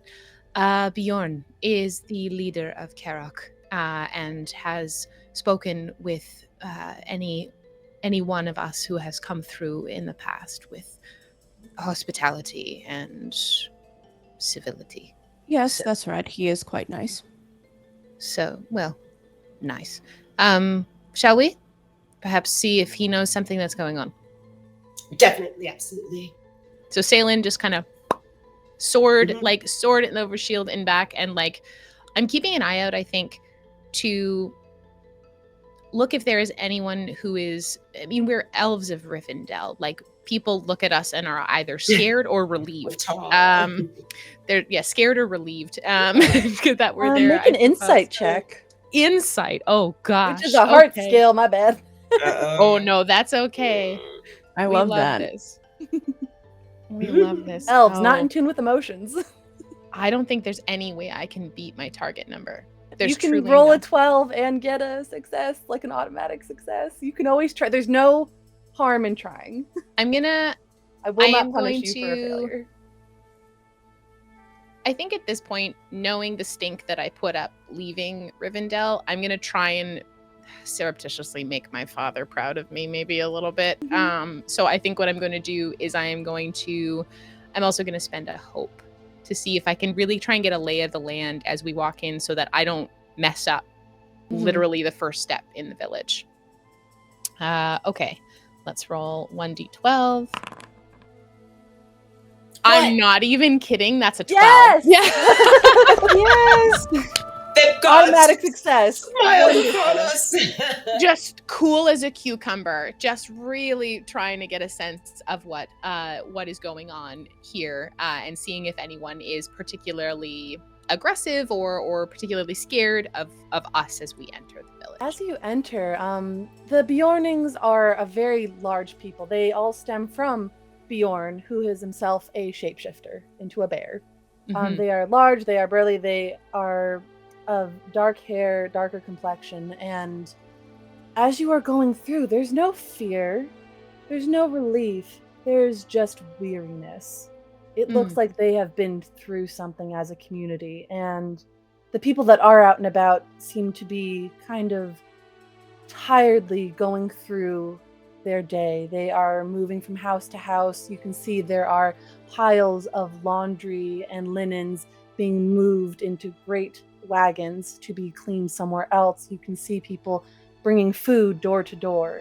It seems like as a community, they are in the midst of not quite a crisis, but definitely something that requires everyone that is able to be up and helping. I would pass this information on to my my party, my party mates as we move towards Bjorn's house. Interesting. Very. And so Well- we're walking through town and people are just sort of watching us, looking They're at not us. even paying you a lot of mind. There are too They're few just hands to do exhausted. too much work, yes. Huh. Okay. Okay. And I think as we would approach the door, I would Mm. Come in. I open the door. You are met with an absolute bear of a man. He is massive. He is covered in pelts, big full beard, long scraggly hair, and dark bags underneath his eyes. This is Bjorn, the chief of Karok. And with sort of a leaning, he welcomes you in. Lord Bjorn, you forgive my directness. It is good to see you again. You did not look like this last time. No, I suppose I wouldn't have.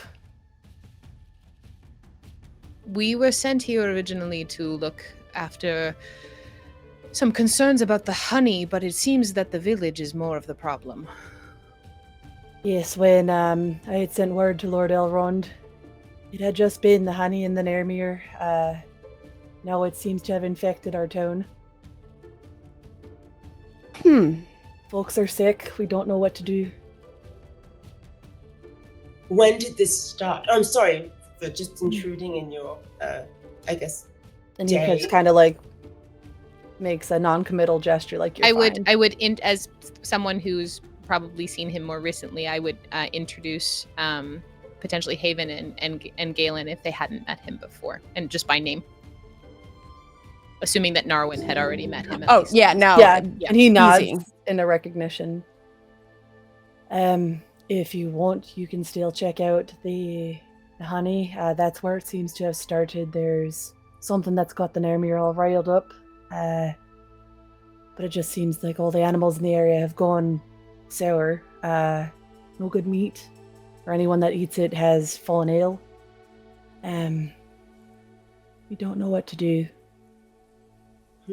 Well, we should find where your bees pollinate.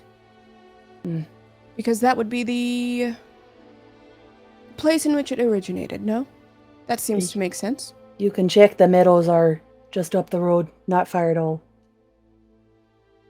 I'm going to quietly look through my books again, and I'm going to try to find, like, I put the one encyclopedia away, I take out another on flora and fauna, and I want to try to figure out what flowers are in that specific meadow. Yeah. As well as I guess I want to narrow down like what's there, but what's the most common flower that is the bees are actually pollinating and creating this honey from. Okay, you can make a lore roll. Okay, here we go. We're gonna do the 2 because it's favored. That is a 9 because I got an 11 again, so we're gonna take the 9. Oh, a lot of 11s. Right? I know, it's scary. I know. And then I got 16 on my dice, so I passed that. I did get 1 6. Excellent. You've been to Karok, you know, Bjorn. You've been to these very meadows. It is wildflowers. It is coneflowers. It is lilac. It is all these lovely pollen-heavy flowers. Nothing that would strike you as odd, or nothing that isn't found around Rivendell as well. Do I know if these particular flowers are susceptible to this curse, this darkness? Because I know that there are some like bits of flora that are hardier and some that are not so much. In your reading, because that was a great success, the blight it ravishes anything that it comes into contact with. Okay. From what Bjorn has said, it mostly seems like it is their meadow caretakers, the Nairmir, for lack of a better word, the fairies that do tend to the bees that seem to have been the first inclination something was wrong. They became aggressive, which is not something that they are used to. And I can roll another lore if needed, but I know where these caretakers reside. Absolutely. Okay. They live in the meadow. The meadow is their home, which is why the bees were placed there. Okay. I'd like to do another lore check. I want to figure out geographically why this particular town. Like, is this sitting on something that is of importance? Are there runes? Are there different statues or things that would be important that this town is a hub for this start of this thing? You can roll a lore check. Okay, let me do that. So while all of this conversation is happening, like, don't mind Narwin. She's just doing her thing. Very, very quiet, but like flippantly, like going through pages. Okay. I think while this would be happening, I have, it's not favored, but I have a decent understanding of healing. And my sense is where that comes from is that I've been on the battlefield and seen enough people be injured and spent enough time being injured myself to watch what the elves who are proficient with healing do. And I'm wondering if, while they're discussing, after I have my discussion, if I can kind of excuse myself from the house where Bjorn is and go see if I can, and we can do this after, like go see potentially a couple of the townsfolk who are sick. Yeah. What did you get on your lore roll? So I got a 1 and a 12. And then on the 3 dice, I got a 6, a 2, and a 4. So in total, I got 24. My wits is 12, so I doubled it. Yeah, you are golden. Just casually. It's not necessarily that this place is a hub for anything. There are no nearby runes of great import. It might just be that this is the only settlement of peoples for hundreds of miles, other than Rivendell. On this side of the Misty Mountains, Karok is pretty much it until you get down towards Lothlorien. Okay. So I think at that point, Narwin pauses and just places the tip of the feather of the quill against her chin. lost in thought. And, like, obviously has things to say, but has not said them. Mhm. I believe that Galen actually something kind of similar to what Salen is trying to do, but instead she's focusing her attention on this person before her because Yeah. she's not familiar. She usually is a little less likely to trust people that she does not know, like other than like her sister, or the people in Rivendell. So she's paying attention to just his as he talks, like, you know, if she's kind of getting a sense, is he telling the truth? Ooh. Is he you know, possibly stricken with something? Like it's she's kind of analyzing. She's doing the Sherlock Holmes rundown. Insight or head to awareness, toe. whichever you prefer. I would love to do awareness if Go for it. possible. Mhm. All right. Okay. All right. That was a 10 on the one die, Beautiful. and then 5 on the 2d6s. So a 15, does that mean? That yes. Okay. I had a 13 for my target number. Beautiful. He just seems tired. Mm-hmm. He does not seem ill. There are no signs you would recognize. You've seen illness before.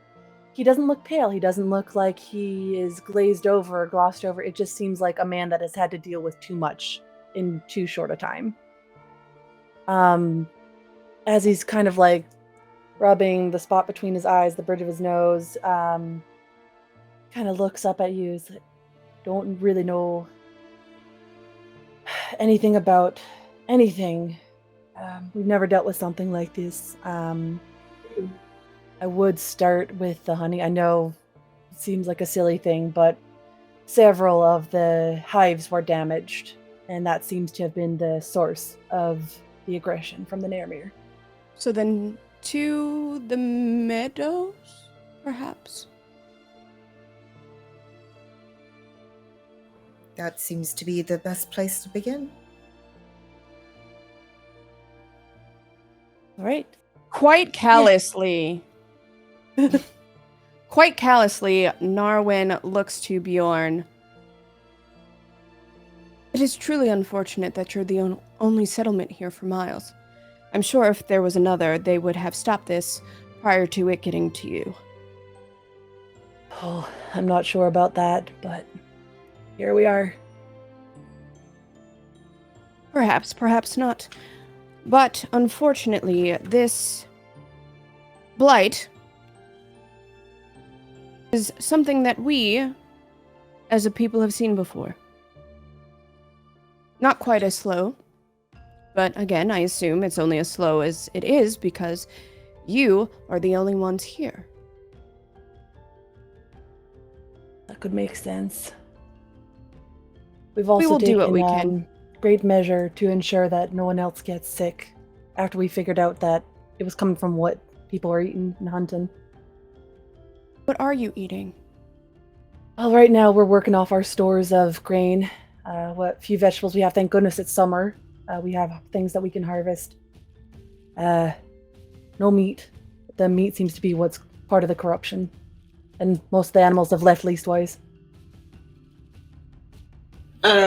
While this is going on, like, Haven has completely nosily just allowed herself to walk around Bjorn's place. Yeah. She's just looking, you know, pulling books off the shelf, sniffing plants, looking around. It's very musty. It's like, Bjorn, would it be possible to bother you for a cup of tea? No honey. And hold the honey. I do have a couple questions for you myself, if you don't mind. What exactly is this town like known for? What does it import or export? We did export honey. That was kind of our calling card, but we mostly keep to ourselves.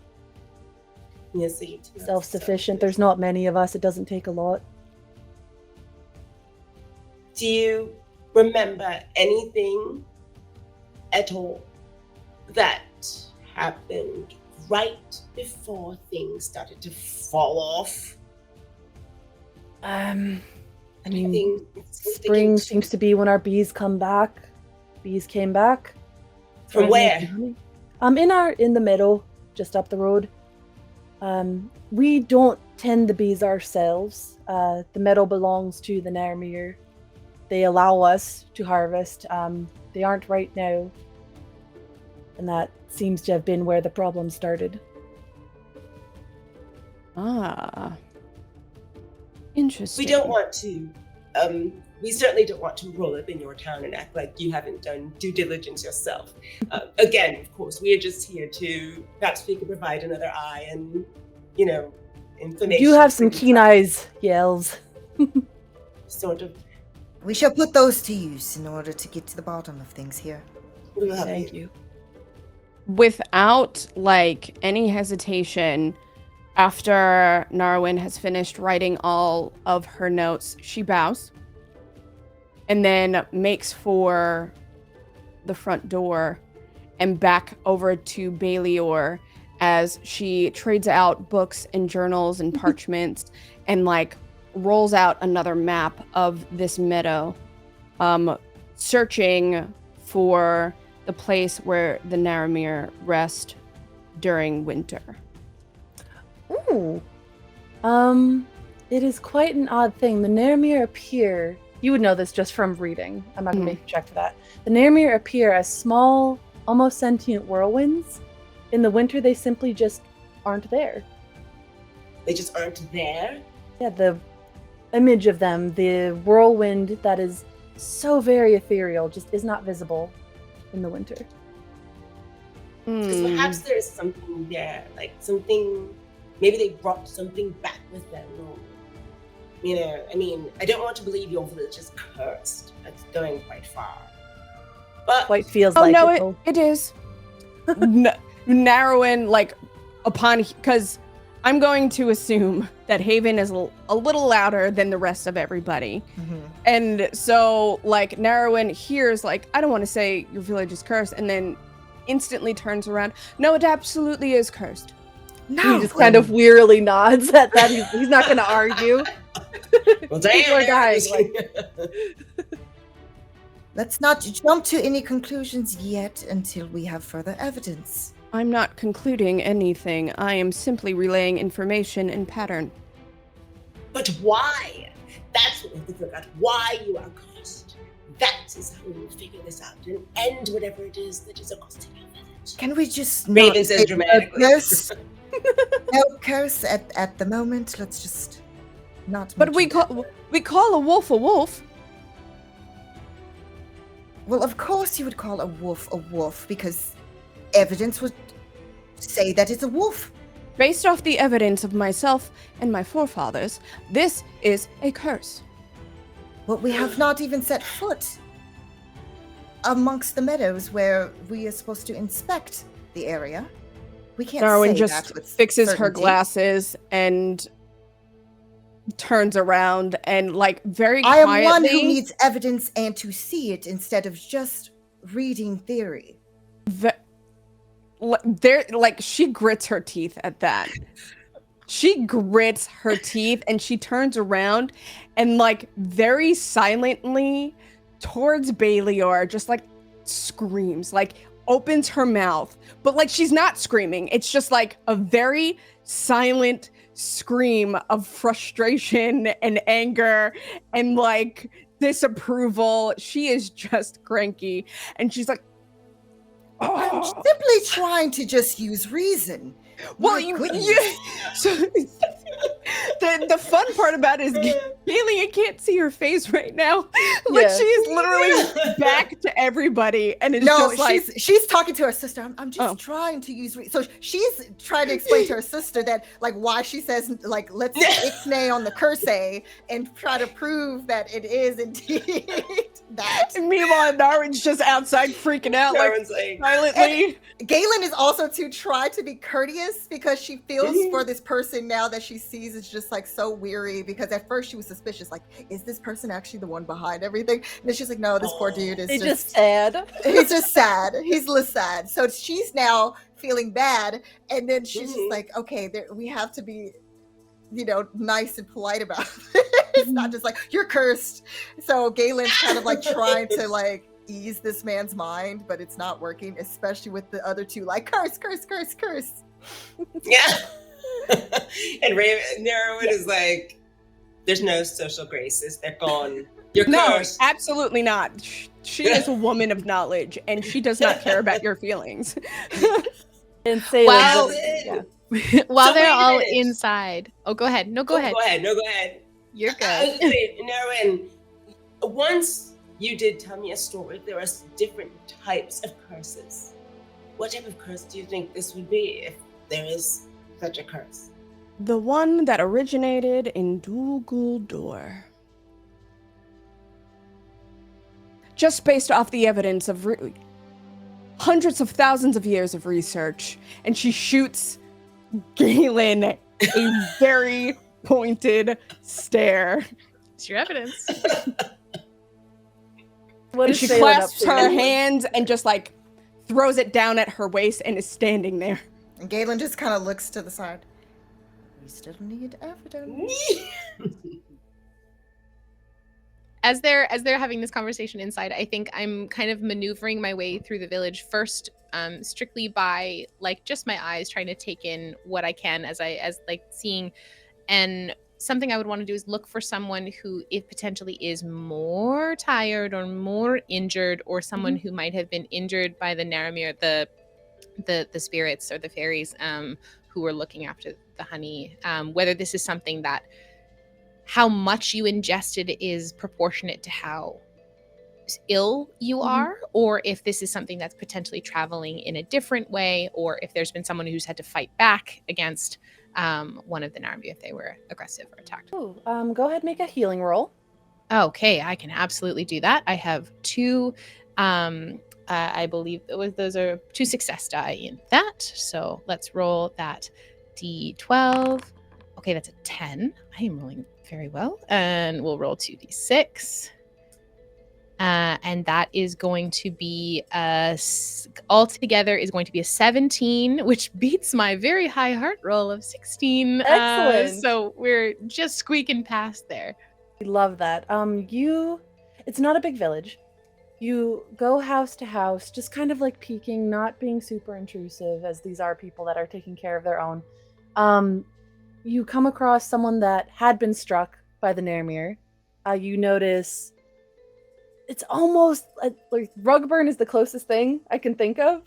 But just these sort of like not even gashes, but just abrasions against people's arms, people's faces.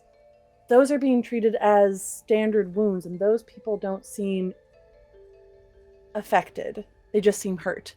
You notice, in direct contrast, the people that are being considered ill, they are lethargic, they are unmoving, their eyes have glazed over, they are pale, and you can even see the beginnings of dark veins creeping up in their necks. Ooh.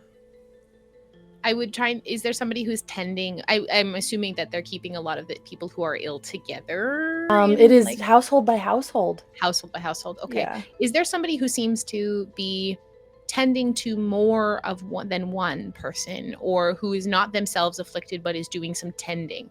Absolutely. You come across one house where there are 2 affected and a father that is tending to his wife and his son. Okay. May I have a moment of your time? Sure. How can I help you? Your family seems to be afflicted with what we have come here to investigate. How long ago do you believe they ingested? It's been about a week. Have they gotten worse? They became ill rather quickly. They have not gotten worse, but they certainly haven't gotten better. My son came back with a boar from a hunt that he was on. He cooked it, and they fell ill shortly thereafter. You did not? I didn't ingest, I was away. I understand. Is this the typical pattern that you've been seeing through the village? Ingest either the honey or the meat locally, and that is what has caused this illness? Seems to be it. We gathered that pretty quickly, so we've been eating off of our stores and what we can harvest. I understand. Has anything helped alleviate this illness amongst your people? We're just trying to keep them comfortable. We haven't found a way to help. Just to keep them from getting worse. I understand. Well, I appreciate your time. I won't take too much of it. If we find something, we will let Bjorn know. Appreciate And that. I'd encourage you to let him know if it starts traveling in a different manner, or becomes worse, or starts spreading quicker. Will do. So far, we seem to have been able to keep it contained to those that were initially infected. Right. So yeah, I'm gonna gently excuse myself from there. Are there, so the bees live in the meadow? Yes, and the meadow is directly adjacent to the village. If you go past Bjorn's house, there is a gate. Past the gate, there are the meadows and a forest off to the right. Okay. I am going to go and kind of circle around the village and just meet back up with the rest of them. I think I would just wait outside of Bjorn's house for them. I would probably wait actually at the gate to the meadow. I don't think I would save the walking distance and stand at the gate to the meadow. And as you three exit Bjorn's house, you see Salen right there. The gate is mere feet away from this house. Salen. Yes. Oh, I was just going to ask you. I'm assuming you went somewhere to ask some questions. I've walked through this village before and seen its industry and bustling nature, so it is concerning for me to see it so dour and, frankly, exhausted. I walked through, spoke to someone. They managed to keep it contained, but there are veins, black sickness creeping up onto necks and faces, and it is, as we heard inside, stemming from the meat and the honey. The meat. Yes. Well, as they say, that you are what you eat, and if the animals are, in fact, eating of the fauna that are infected, or the honey, then yes, this makes sense. Higher up the food chain, it seems. As something that also concerns me is that nothing is abating it. Nothing is getting better. Many of the people here have been ill for a week or what seems like longer, and they simply are now keeping them comfortable. Nothing is fixing it, and it is not getting better itself. Do I know that these are all signs and symptoms of that same blight? Absolutely. So, but again, not as aggressive. There had been in your reading, when people took on the blight, they either would die outright or become corrupted. They would become darn near zombies. Feral. Okay. So I am going to flip open to the pages and then just present it to Galen. I would give it a quick scan, truly jump reading through it, making sure that it, that it affirmed what we had. And it does. That seems to line up and seems to be put together. So, to the meadow, shall we? And don't eat anything. To the meadow and don't eat. Well, I mean, Galen has plenty of snacks in her satchel, so I guess we can use it if you're a little hungry, if needed. But one thing I do worry about with this place is that I don't want to alarm anyone, but once it quickly gets into the food and water supply, that's it for everybody here. So let's go to the meadow. Time is of the essence, yes. As you approach the meadow, it is very well tended. It is wild, but not completely untended to. You notice there are hives set up, these cute little white structures dotted throughout the meadow. Two of them that are quite close to the edge facing the woods are completely smashed in. And as you get closer, you notice that mixed in with the honey and the honeycomb and all the gooey bits that are spilling out of it, there is a black ichor mixed in, almost as if it had been clawed and meshed in with the honey itself. And there is a dripping track leading into the woods from these two hives. See, Narwin, this is just what I was saying. Evidence to confirm the theory. That's all I needed. I'm not insulting your knowledge. I'm just You clearly are saying insulting my knowledge, and that is fine. that is not insulting if we need proof of what is happening in order to try to figure out if there's a way to reverse it. If there is such a thing. The blackness in the village was not enough. The testimony of many was not enough. Its origin, my dear. It's fine. Galen, I will rest easy knowing that we will not agree. Damn. That we must find the source of the problem? Okay, all right, if you say so. I agree on that. The other stuff, not so much. Does the ichor seem to be leading, like it originated from the hive, exploded outward, and then is leading into the woods? Or does it seem like it's led from the woods, crept up into the hive, and then erupted from there? Like, so... It seems like the hive was smashed in by something. Okay. Yes. Ichor is mixed in with that honey, and a trail of honey and ichor is leading out back into the woods. So it's like returning from whence it came. I understand. Got it. I think putting this together, having fought beasts and large things, I think Salen would point out this is obviously smashed in by a larger creature, and I wonder too that now this is returning from whence it came. So there too we shall go, I assume. We have breadcrumbs, as they say. One moment. Galen's going to take a closer look to see if she can identify the type of like what, if it was like a claw mark, like what markings they are. Yeah, real quick, make a hunting check. Okay.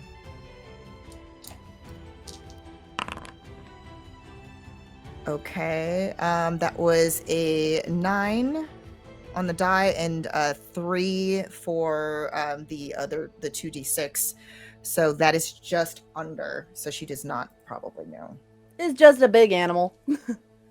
So as you have taken into account what has happened here and you follow your trail of breadcrumbs into the woods where there is an astounding absence of animal sounds and life, that is where we will pick up next time.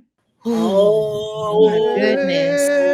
That's a good place to end, though. I know. Right? As It we really head is. to the forest. I tried to find out, guys, what it was. I'm sorry. Spooky Color me forest. intrigued. Yeah, I'm excited. I'm The sorry dice that wants to tell the tale, though. So I'm that so can- sorry that Narwin is a know-it-all. I'm so sorry. It's so good, the dynamic is so good. It's so good. Honestly, No, I but think you warned us. You warned us. You told us that's what she is. It's different. You know what I mean? We don't respect I think her. that a group that leads with sword and with anything metal, we need a bookworm. So I think you're good. Mhm. Galen's like, I see it and then I believe it. Yeah, and Narwin's like, I've told you, I've written it. My father has written it. My mother has written it. Amazing.